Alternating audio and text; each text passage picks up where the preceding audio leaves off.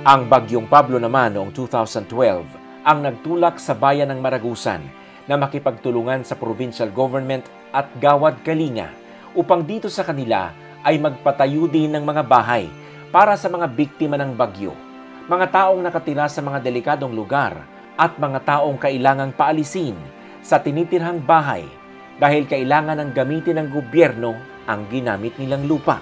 Ang nooy mayor at ngayoy vice mayor ng Maragusan na si Cesar Colina Sr. ang tumutok sa paglikha ng mga bahay. Ang atong calamity fund dili igo supisente. That's why pinagi sa initiative from the governor, Papa Gob, Chungki Oy, nagmugna og mga donors from the company. So, i-divide ang labor, ang mga trabante sa munisipyo, o uban apil pa ng barangay government. Ang barangay government nagyapon sila ituka, pinagi silang barangay official, barangay functionary. So involved ang tanan sa maong pabahay program.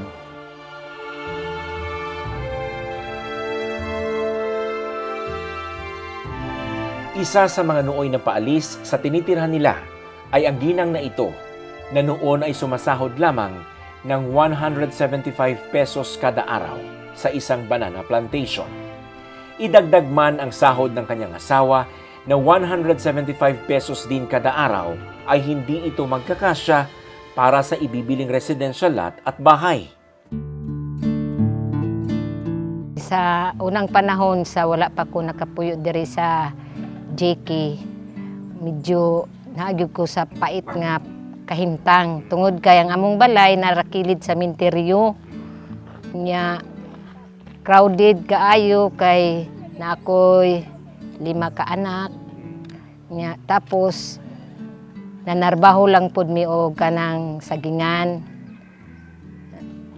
Sa unang panahon ang swelduhan sa una sa pagkakaron pod murag mas ubos-ubos man gyud ang swelduhan sa unang panahon, murag ang among kita murag igo ra gyud sa amo ang pagkaon nya noon makisiris ra sa tubig, nakisiris ra pud mig suga, pero nagabayad man gyapon kung nakisiris ra ka sa imuhang silingan, magbayad man gyapon, maghatag mi sa suga 150, sa tubig 30.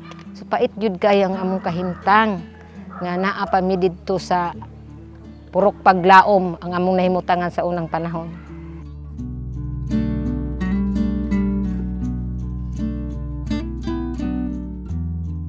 Nang siya ay sumubok na maging benepisyaryo ng isa sa mga bahay dito sa Gawad Kalinga Village, laking tuwa niya na siya ay pumasa. At bilang sukli sa pagkakapili, nagpadaloy din siya ng pawis kasama ang kanyang pamilya. Nga nagbuluntary jud mi nga nagtabang og lihok.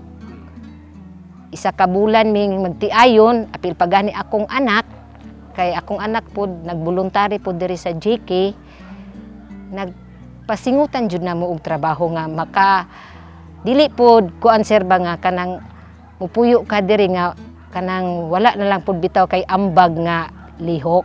O gitrabahoan na mo isa ka bulan nga walay iwanan nga trabaho kay bisag unsa nga trabaho makaya man nato kung kita tanan magtinabangay.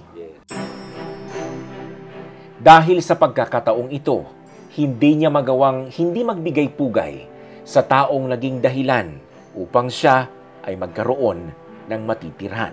Dako gyud ka siyang panglantaw sa mga taong kanang kabus ba kay gitagaan gyud minyag luna sa iyang kasing-kasing nga naagyud siya kasing-kasing nga mutabang sa mga tao nga kadtong ingon ta kabus kay kung ingon pa lang nga wala siya panglantaw sa mga taong kabus dili na siguro siya mag-usik pag panahon nga mag kanang programa og kanang pabahay nga og lantawon lang niya dili mga katawhan nga tabangonon.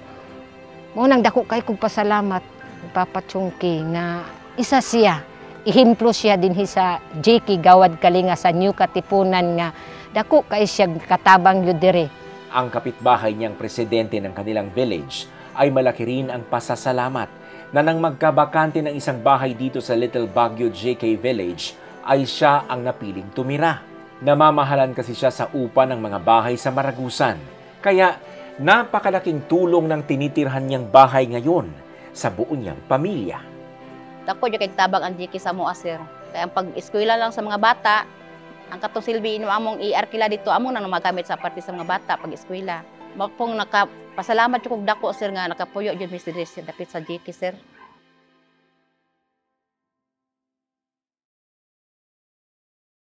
This is